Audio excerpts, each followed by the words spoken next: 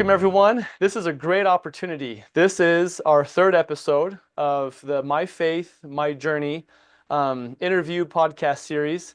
It's been really wonderful to meet with several members already. Today, as you see, we're meeting with Rana Singh Sodhi, phenomenal man, wonderful life experiences, and I'm sure that this is going to be a rich experience for all of us. For those who are just tuning in, or maybe who are here for the first time, my name is Justin Miller. I am a community liaison for the Arizona Interfaith Movement. The mission of the Arizona Interfaith Movement reads as follows. Our mission is to build bridges of understanding, respect, and support among diverse people of faith through education, dialogue, service, and the implementation of the Golden Rule. One of the things that we felt strongly about is that as we start these dialogues, these conversations of people who live in their own faith community, who have had unique life experiences, it will allow all of us as listeners and as viewers to connect with them, to connect with their community, to connect with their faith, and to connect with their stories. This will increase compassion and love and understanding. And so anyway, without further ado, Rana, thank you so much for joining us today. Thank you, Justin. Love to be part of your conversation and connect with the large community who believing in interfaith and respecting built to each other. Wonderful. Well, I'm excited to be here with you. Now, you and I, we first started to get to know each other not terribly long ago. But I will say, I was impressed from the moment I met you, not only because of the character, but you have incredible food taste and you are a Yes. connoisseur of foods. Would you tell us just for a minute, you do a lot of things outside of just the faith community. You're also involved in just everyday things with some restaurants and some other things. Can you tell us just a little bit about that for a minute? Sure. My family originally a restaurant, first established restaurant in Arizona. My brother started in 1987. So we are the first established restaurant in Arizona since 1987. So since that, my whole experience in Arizona last 35 years. I Yeah, be I be I moved myself with my brother in in 89 okay, in Arizona. So since that, perfect. I be around the food, and I love be part of the you know food, and I love to be talking with people, to Yes. serving people. Uh-huh. So I enjoy that part. So even my family in the we are in the gas station business also, Mm-hmm. but I love be part around the restaurant and around the food and the people. So Well, it really does. It kind of brings people together, isn't that right? I mean, whenever right, I met you, that's kind of where we kind of got to know each other. We sat around the table. We had some yeah. delicious food. I was very impressed. I hadn't quite had that flavor of curry with kind of a modern twist to it. It was really amazing. Hmm. Anyway, I just thought that that'd be kind of fun for our viewers to know that you have some wonderful life hobbies, skills, and interests beyond just the wonderful, faith promoting and character building person that you are. So, Thank so you. Rana, thank you. Well, Thank hey, you. can you just go ahead and get us started? Tell us a little bit about you as a child, where you grew up. Tell us about your family, just a little bit, so we can kind of see into your life from that perspective. Sure. Uh, I I kind of grew up in a middle class family, and in Punjab is a state of India, and in the region of its northeast, close to Pakistan and Afghanistan, is kind of the border state, and it's amazing farming state. And I grew up in the farm in small village with the number 11 youngest in the family. Really? 11 kids. So you have 10 siblings and you're the youngest. I'm the youngest one, and I have so much fun and so much love from everyone. And I think it's blessed to be youngest in the family, and everybody treat me like a baby, and it's so much fun. And my childhood was, it's wonderful. I had a good life, and the reason of the our family to move in America, because in 1984, I don't know if we should go over that situation, Oh, but sure, I yes. want to share with that. In 1984, and the Indian government, they attack our Sikh temple. It's called Golden Temple.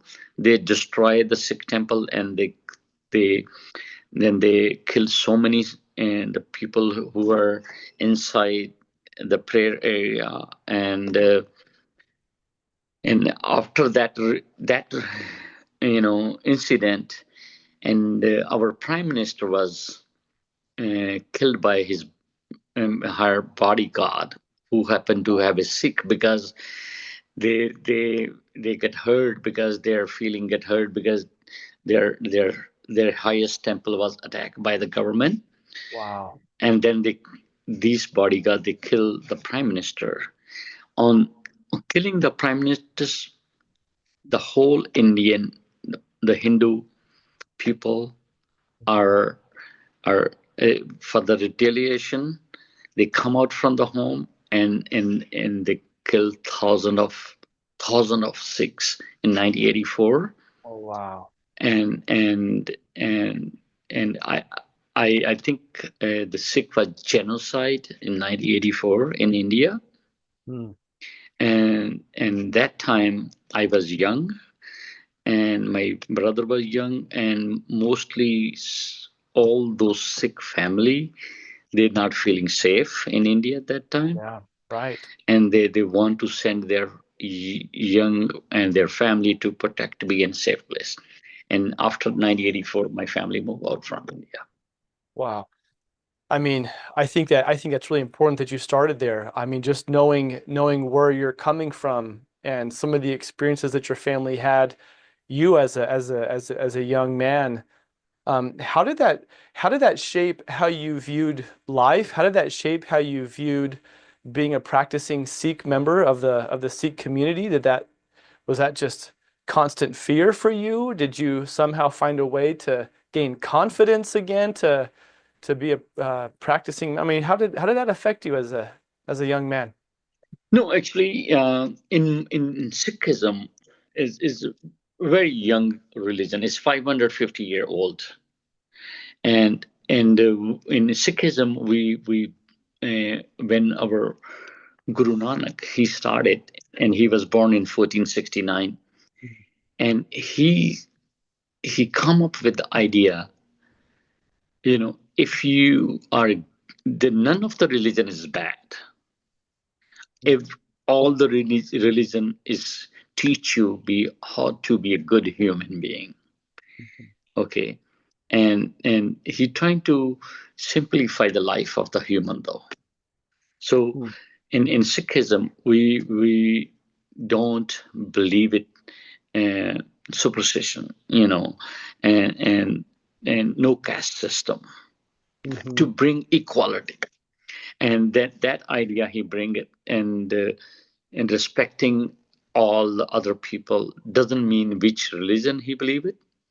So Hmm. you in Sikhism, we don't believe in to converting people. In Sikhism, Hmm. we believe in whatever people believe, and in their faith, we respect them and support them. Wonderful. And because the faith, the religion is give you peace of mind. Hmm. It's a faith, and, Yes. and and you don't want to break somebody's faith. So we respect them, and that's the way. In Sikhism, that's the reason, in Sikhism you never see people go out and trying to encourage people to become a Sikh. People, if they want people to become a Sikh, and we welcome them, because we all human are equal. It's not we say no, no, no, we are something special. No, we Right. all we all human. We all and son and daughter of God, and we believing in one God. Wow. And if you see the history how the Sikh become, And Sikh was coming from a warrior to protecting innocent and stand for justice. And we have history, and Yeah. that and that's region.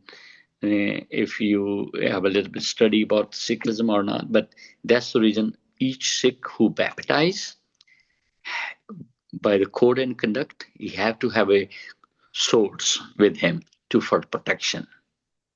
Hmm. If you baptize, it's called 5K, and sword is one of the 5K. A sword. Yeah, real swords, 3 feet swords, A but three a 3 foot sword. But if you're baptized, you carry that with baptize. you Yes, for justice, for for you, justice. for if you if you become a Sikh, and if you see injustice and right front of you, you should stand up and speak up. That's wonderful. So it's not necessarily, hey, here's a sword to cause harm and inflict pain on people. No, No, it's a reminder of standing up for what's right and helping others yeah, have that's wonderful. I mean, that reminder, I think that that reminder of just, the sword being something of justice, something of is kind of represented in a variety of other faiths, but just to have that symbolic reminder. Can you go into yes, just a little bit more detail then, Rana? You said that there's other elements, of Sikhism, and you kind of explain some of those that you believe in God, that you yes, that there's equality among people, hence some of the Langar meals and some of the ways of bringing everyone together for yeah. around the meal that you might have. But what are some of the other core beliefs that you have as a member of the Sikh community? Yeah, and technically, I think if I learned a lot, in Sikhism, like Christianity, we also believing you share your 10% of your income. Mm-hmm. It's called daswand. 10% of your whole income to be the needy people, though, Wonderful. and also in that like for the longer system why they started, Uh-huh. and in the temple, you first when you go there, you wash your feet, wash your hand. Mm-hmm. Okay, so you for germ free to entering in the prayer, Uh-huh. and then you have a longer, Mm-hmm. then you, because if you hungry you can't prayer. That's in Yeah. Sikhism. Yeah, that's This interesting, huh? and you finish, fulfill your body need, your hunger, Mm-hmm. you eat longer, then you sit and meditate. Okay. So that region is any Sikh prayer, any Sikh temple, anybody go, the food is always available to eat and drink is always available to drink. Wow.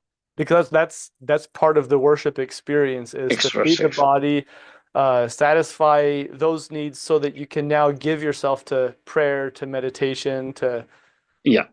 And also another reason to be, when you sit in the langar and you sit on the floor, the Mhm. people who not able to sit on the floor, they can sit on the chair even.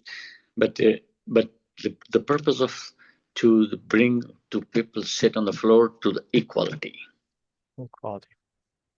because in back that day, in a Hinduism have a caste system. Right, right. Okay, if you are lower caste, you can't sit on the same level of the higher caste people. Hmm. If higher caste people sit on the chair and the lower caste people sit on the floor, Mm. and our guru say, no, that's not right. Let make everybody equal. and Yeah. and he say, any person, even king or Hmm. any person who came to our Sikh temple, he have to sit with the normal people. And Well, he had. You have to eat the same food what other people eating. It's not for going to make further them to for special food for them. And before God, it's that belief that you would hold that we're all equal, that we're all seen as the same, Exactly. no matter Exactly. my income, no matter my position, or Yeah. no matter Yeah. whatever it is, that we're seen the same. End of the day, we all human. That's right. Yep. You So know. tell me So more. So you said there's five things that someone promises or that someone commits to at baptism. Is that right? Is that kind of yeah. what you said? So And would you continue on those five and tell us what sure. those are? Yeah. So first thing is uncut hair. Uncut My hair. yeah, and we believing in Sikhism we believe if the God give you something, you don't should be interrupted. Mm. And why the woman doesn't have a beard? Because they are looking so beautiful without beard, and men's have a beard, and you should keep it. And if and if you see the Jesus, Uh-huh. he never cut his hair. And Santa Claus, he never cut his hair. And so you look All at me and here I am, this baby face, this I clean know, shaven. I know the people who believing in spirituality and they're spiritual people, they never cut their hair. If you see the history, I Hmm. never see clean shaved Jesus picture yet. And so the first of those promises then is that they're going to grow the beard, they're going to grow their hair. Is that right? Yep.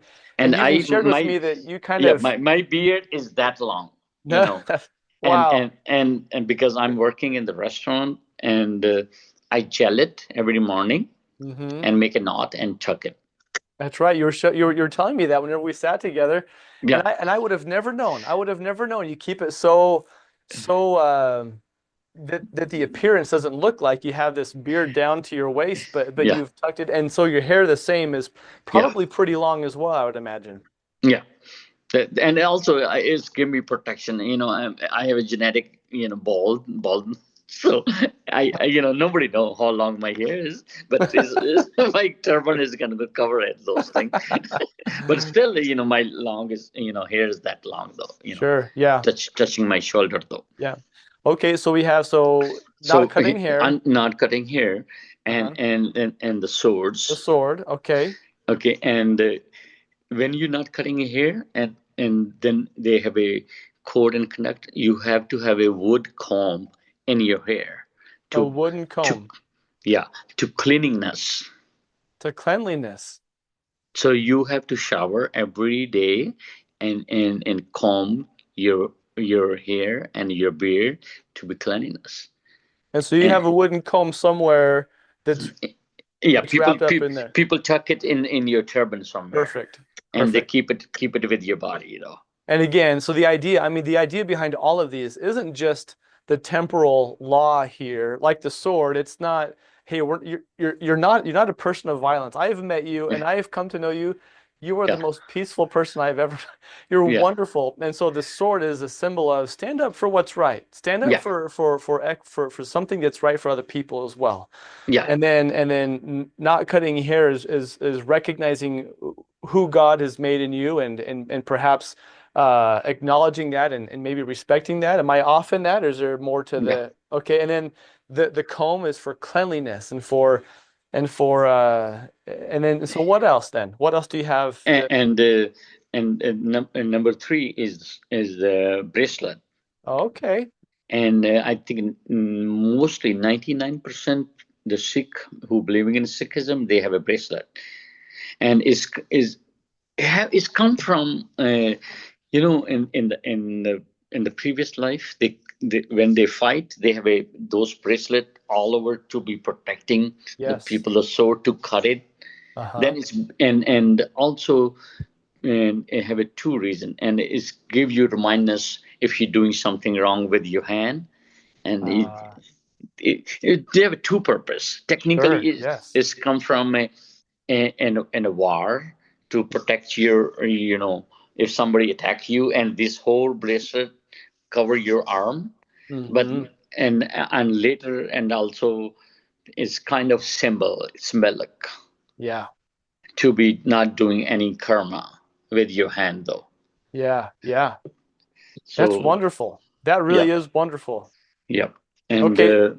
So then, and the uh, third and fourth is swords, and number fifth is a special underwear, wonderful. Okay. and is for to respecting the family, the value That's to, right.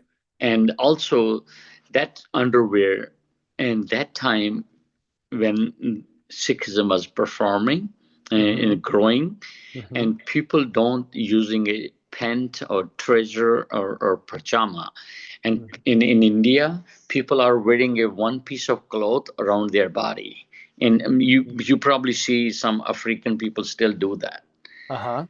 Okay. And when you're a warrior and you're riding a horse, you can't do that. That's right. And then that's the reason they make that special underwear to you with it touching the knee that Uh-huh. long.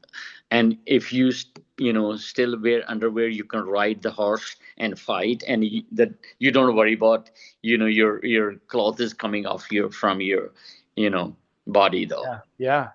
So that's the Wow. reason. So each thing have a their own Yeah. It symbolic seems like thing. there's those reminders in this. I also love that you said with this fifth one that it helps remind you of, you said family and the values that Well, come within family as well. And that's, I think that's a really special thing. And it sounds like you've had those experiences just in being the youngest of 11 children in your family, finding the love and the value yeah, of being a part of a family and what that can bring to someone's life. And so perhaps yeah, that, that article of clothing can be a reminder of keeping family sacred and keeping family a special priority in your special life as priority. Yeah, well. all right. Yep, That's yep. wonderful. Mm. That's wonderful. Thank you for expressing and explaining those five promises that one makes at baptism in the Sikh faith. And so I guess some of my questions now, we want to get to know you. And so if that's part of the faith tradition that you have held, I mean, you had to run from some of the disaster and some of the just the terrible things that were happening in your childhood. You came over to America. You've also, your family has not been immune from pretty terrible things here as well. The part of what I've heard you express is that you like to have flexibility in your schedule right now so that you can help promote peace and so you can help share the message of peace and harmony and kindness and love with other people. Can you give us some of the background? What's some of the reasons behind that? What are some of the life experiences that you and your family have gone through that cause you to be such a an advocate for peace and for kindness? Mhm. Um, Technically, when I was younger when I moved here, and we grew up in a farm, and we know how to hard work, and also we believing to fulfill our dream to have a better home, better family, nice life, Mhm. and I think everybody deserve that, and everybody can do that, and I believe it. Those things happen and possible in America because I see it, I did it, Mhm. and I'm enjoying it. And when we moved here, and I remember that Mhm. um, I work almost sometime I work 19 hours a day Wow. because I had a passion to I own my own business. I Yeah. I want to get married, then I want to grow my family, my children in my own home, in my backyard, to and front yard they can enjoy and play. Yeah. And that make me to work hard and establish yourselves. And also in Sikhism is a very important. Kirt karo, naam japo, and one shako. There are three things. Kirt karo mean working hard, Okay. meditate, and share. That's beautiful. Okay, Yeah. this is always is front of us, work hard, prayer for peace to the God, and share to the other people who need it though. And Wow. the, and that's reason when the COVID happened in our Sikh community, started a food truck because some of the people they don't have a food on the COVID time, and Yeah. then we start a food truck, and it's called Langar on the Wheel. Oh, I love that. And now since last I think 6 year, we every Saturday we serving almost 200 to 300 meals, lunch meal Wow. every Saturday Wow. And that's all over the in Phoenix Phoenix, Valley area. Wow. Phoenix, Phoenix area. Langer on wheels. Langar on Wheel. Wow.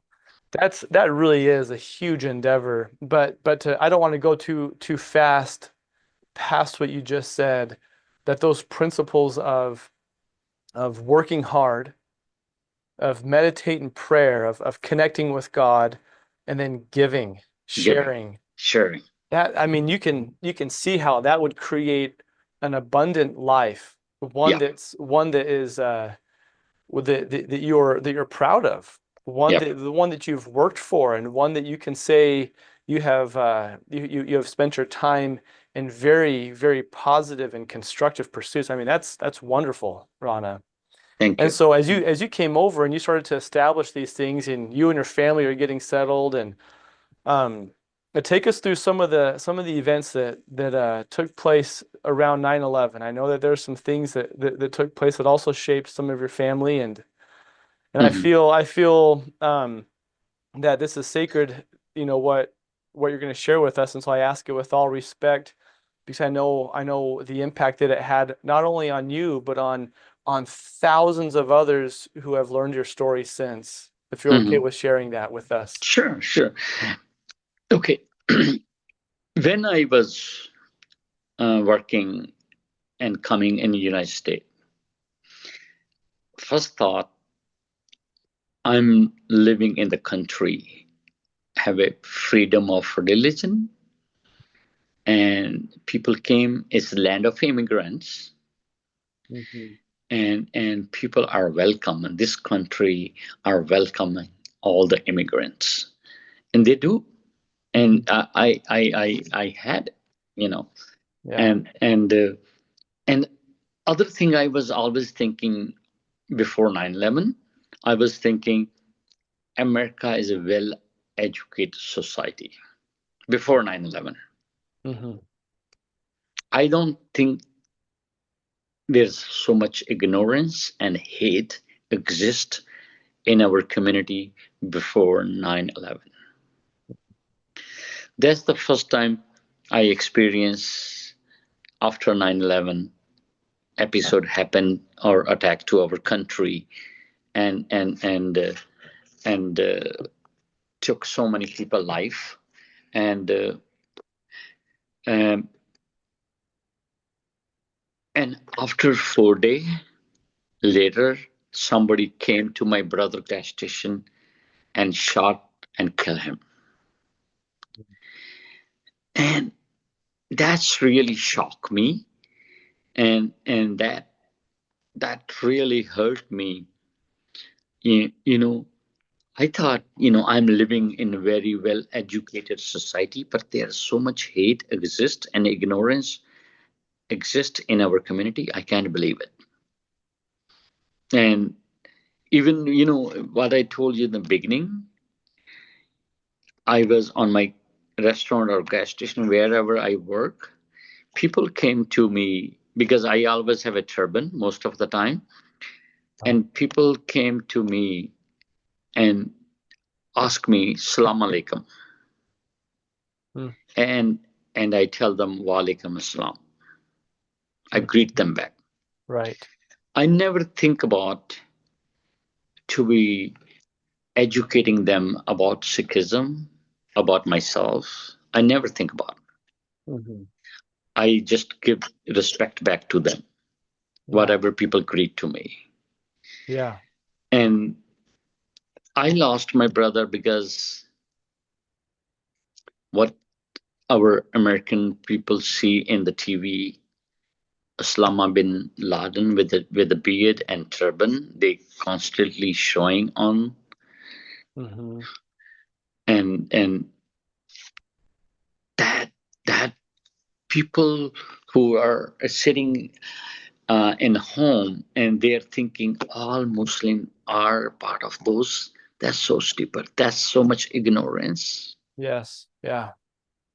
and that's so much hate toward the turban and beard, and they don't know how other people are. You can't say if one person making a mistake, you can blame the whole community. Right. Right. You know what happened uh,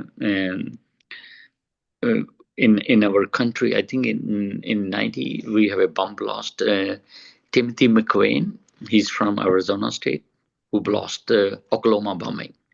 Mm-hmm. He's our own terrorist who grew up in American land, and he's American, and he become a terrorist, and he blow our federal building in Oklahoma, right? Mm-hmm. And you can't blame all American those things, Right. right? Right. So Right. people need to understand that.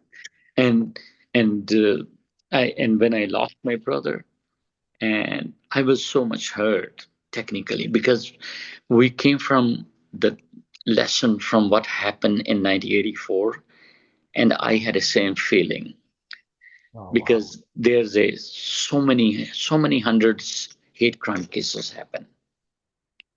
Some in the first couple of months, 16 people was killed by the hate after my brother death, Oh, and that's it really hurt me.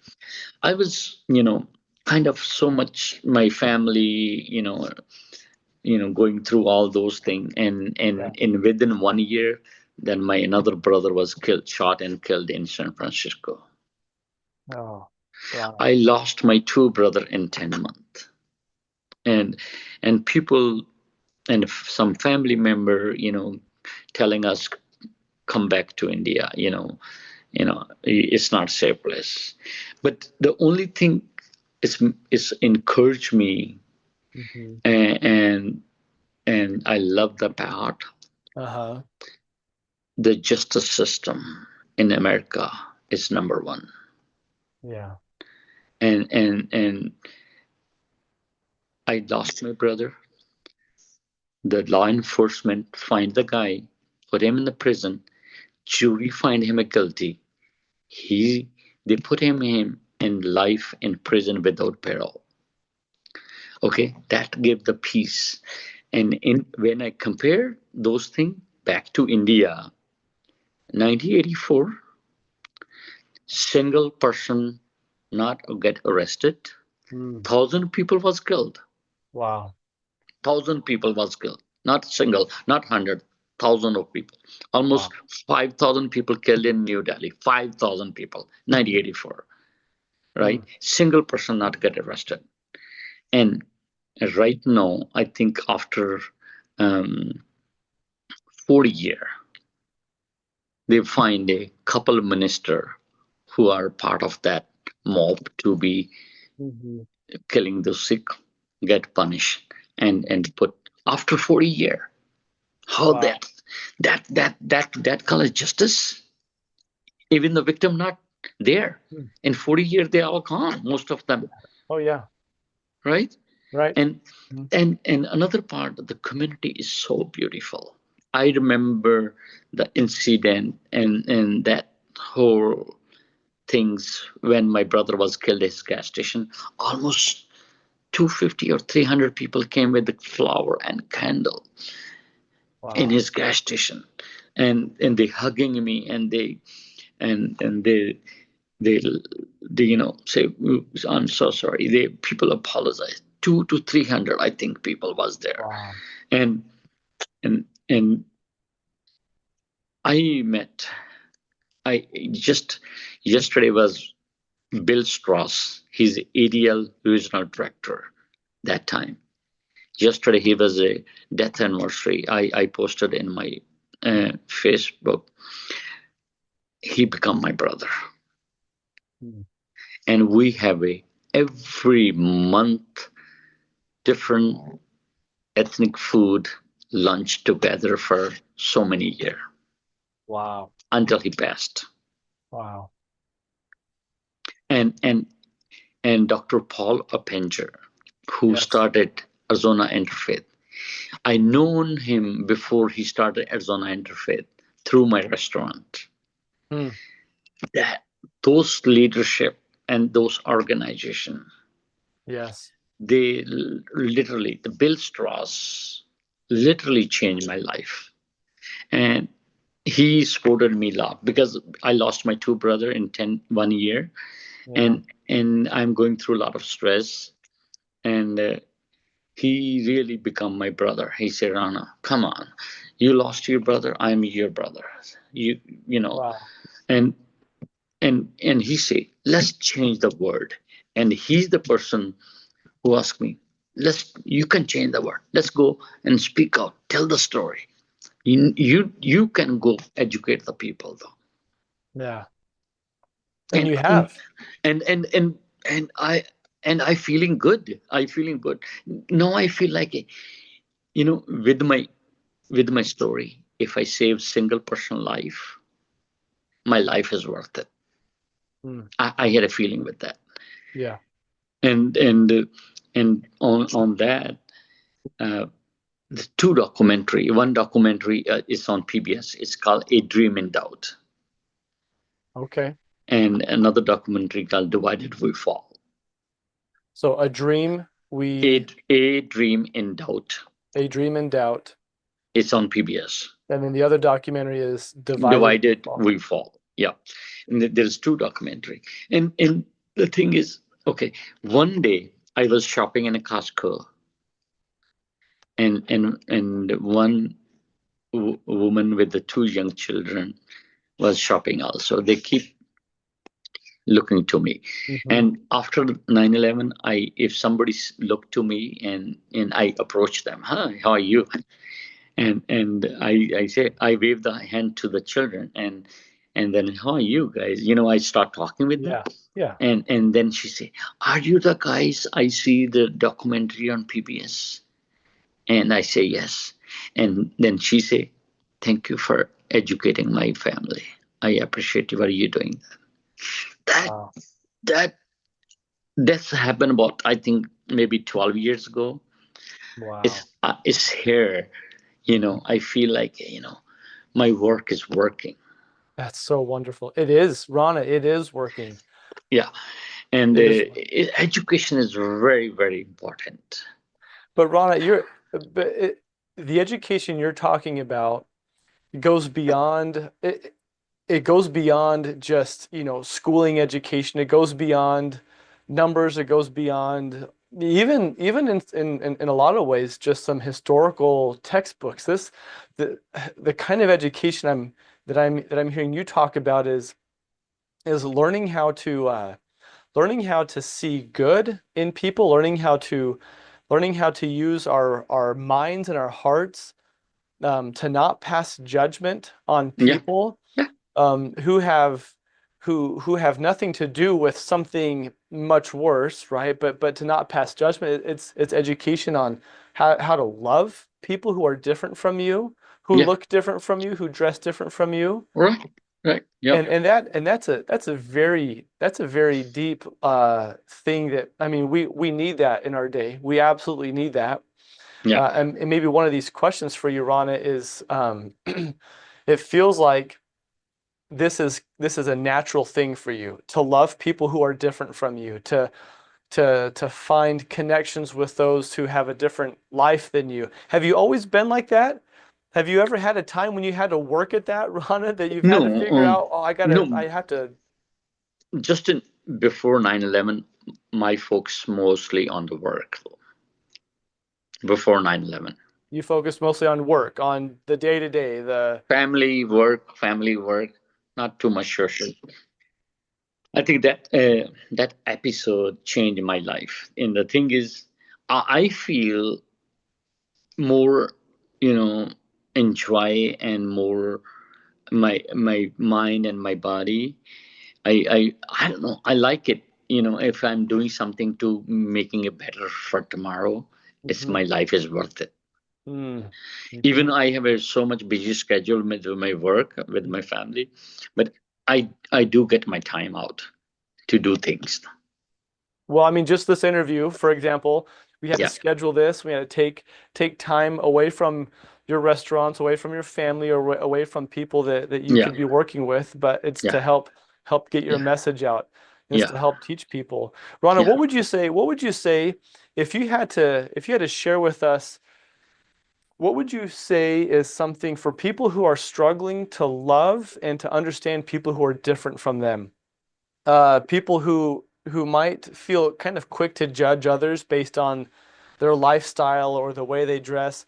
What would you share with us to help us overcome I critical judgment and some of those feelings of division? What would you share? I think first thing, from people judging and understanding other people, and respect, right? Mm-hmm. And when you building a respect to your neighbor, your friend and family, everything, right? Then you support them, and I think that changed the life of the people, though. Yeah. And I don't know, people get scared from each other, and the reason, the communication. You Interesting. need Huh? we need to That's reason we have a every year we have Mhm. a interfaith uh, dinner, Yeah. to sharing the dialogues, sitting all different faith people to share their story and understand that, Yeah. right, to each other, their value, and that open up so much. Let me tell you one story. Please. I Because I work so closely with ADL and Bill Strauss, and and uh, and somebody told me that the Jewish people are very closing family. They don't marry out of caste. They don't do that. They don't do that. And I met uh, one of what's called their priest. What's their priest called in the Um, Jewish Judaism? oh, Rabbi. Rabbi. Hmm. I met one rabbi who happened to have a black man. In Before I met him, Uh-huh. in my mind, somebody feed me wrong information Uh-huh. about Jewish people. They are very closing family. They're not doing married to other people, this and that. Uh-huh. But when I see the rabbi is black, and this, then Yeah. Yeah. what's that, right? So Uh-huh. it means sometimes you get some wrong information from wrong people Yeah. until you experience yourself. Hmm. Then I find out. I have a conversation with him. Then I find out, he married to a one Jewish girl, and also he become a rabbi because he loved the way of their practice, their Yeah. faith and their everything, right? So Yeah. communication is, I think, is very, very important for our new generation to Yeah. come out, Hmm. and understanding and supporting each other, though. And people don't believing, like, in 92 I was in America. I had arranged marriage. I never met my wife ever in my life. Ever. This was the first time you saw her was when? When we get married, and maybe a couple days before, yeah, couple days before, Wow. with the family. Uh-huh. We have a dinner with the family, that's it. And we don't have a separate time, no separate time. We met with the family a couple days before marriage, and we met them. and after the marriage. And and and people, when I go in college or university, I tell my story about, Mm-hmm. and people, what? Are you serious? No, but the thing is, it's faith and commitment. Yes. Uh-huh. Okay, I'm a father of three children. Okay, we believe in our parents. As a father of three children, I want best for my children. I don't want my children be suffer with anything. I want Yeah. my children be happy, right? Right. So I Right. want always looking for best for my. That's why we believing if my parents choose something for me, it gonna be best because I grow up with their hand. They know each my habit, each my nature, Mm-hmm. what kind of person I am better than me, Yeah. and then I tell them, okay, and if you don't believing in arranged marriage, or you say this is bullshit, right? And how you do that? People really get shocked. How you do that? Uh-huh. And Right. right, but the thing is, when I tell them, okay, you have a love marriage. If you have a love marriage, what where the love go after a couple of years later? We have a in America in society Mm-hmm. 55 plus percentage divorce rate, Yeah. That's true. and it's break the family. And Mm-hmm. the suffering people in that both party is the children. Yeah. They suffer a lot. Yeah. And in arranged marriage, in most of Indian family, not only Sikh, our Mm-hmm. divorce rate still less than 5%. Wow. And Because you said because of this commitment to commitment, this it's commitment of commitment, it's faith and commitment. family and just deciding Yeah, deciding to decide right now yeah. what our And commitment is it's to it's one not another. I don't have issue with my wife, and my wife doesn't have issue with me. Always, right? Sure, there's It's always something. We're learning and always. we're growing as life Yeah, goes on. yeah, Absolutely. yeah. I have a issue with my brother, my sister, my father, mother, everyone, Sure. right? Yeah. You don't leave them, right? No, you just decide, well, I guess we can get through this. We can Yeah, talk about it. exactly. We can learn some ways to work together and To work overcome what we together. can. Yeah, yeah. Well, So that's incredible. That really yeah, is incredible. And so that was in 1992, you said? yeah, yeah. And the thing is, also, I tell them, okay, I can't believe it, Justin. I tell, do good karma, Mm-hmm. God, believe in God, Mm-hmm. and your life will be amazed. And Mm. I was so blessed to doing it. I think I'm doing, okay, but I'm so blessed to I have a three dinner or lunch with three different presidents of the United Wow. States. Wow. And Who was I so feel so blessed because who I am, I'm a small businessman. I'm not a rich person. I'm not a multimillionaire guy, right? I'm working hard, taking care of my family, but this country is beautiful, and this country is amazing people, and they respect you, they love you when you do good things.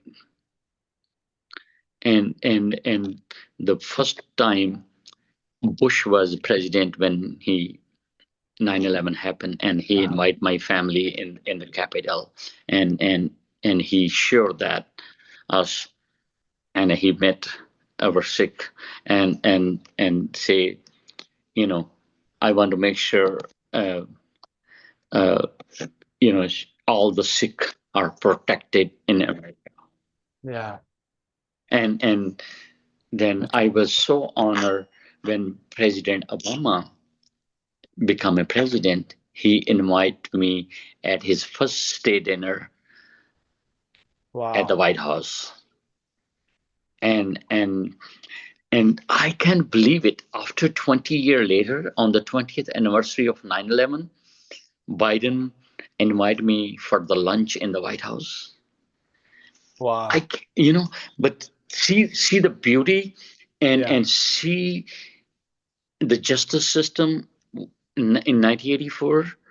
Hmm. None of those victims Right. family have a justice, and I lost my two brother in 1 year, and after 20 year my family still honor in the White House on our 20th anniversary, because he's a Wow. minority, Sikh get killed because ignorance of our citizen.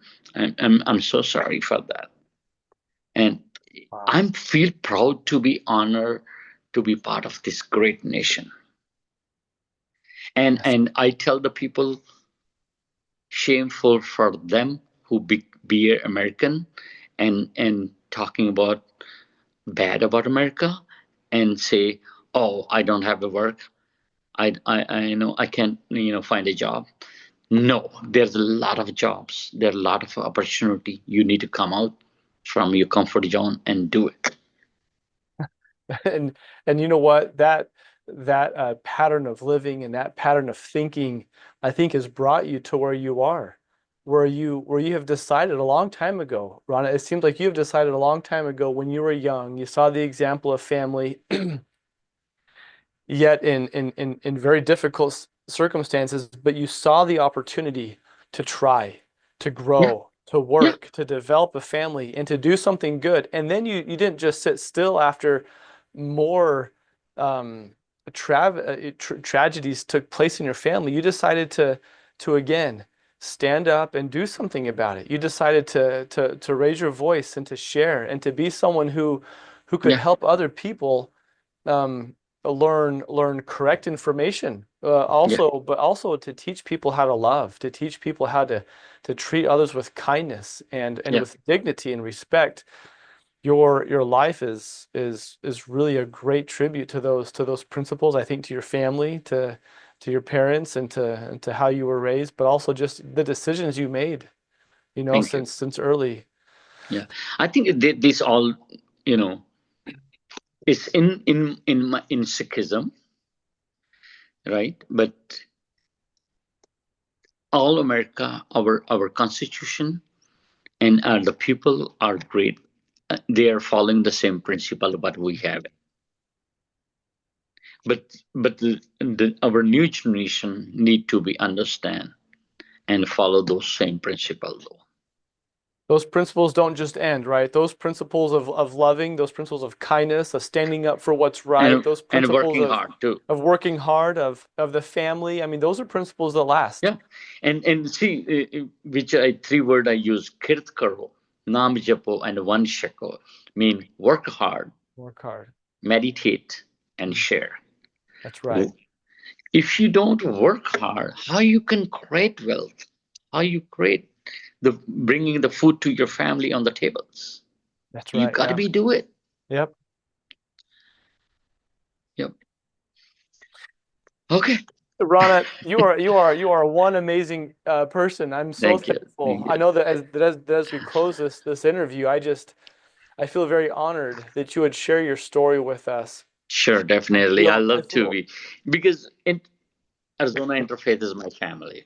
We work so closely with Dr. Paul Bencher, Mhm, so closely, mhm, and I been go through with so many time together, and the last time when he was in his mhm. bed, so Yes. I have so much memory with him. So he started a beautiful organization to bringing everybody together Yes. to be peace and harmony to our nation and in our world too. That's right. Yep. Well, I hope our viewers, I hope those who have listened in, I hope you've taken note of the gratitude that Rana has expressed, the great opportunity that is right before us.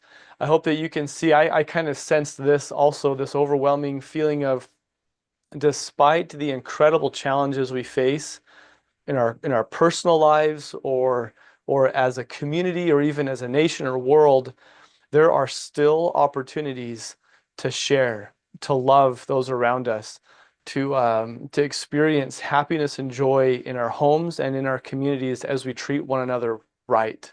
And as we decide to treat other people as we would be treated, to live the golden rule. But I just feel like you have shared such an optimistic view, Ron. You've shared such a wonderful thing that I think all of us can take note of.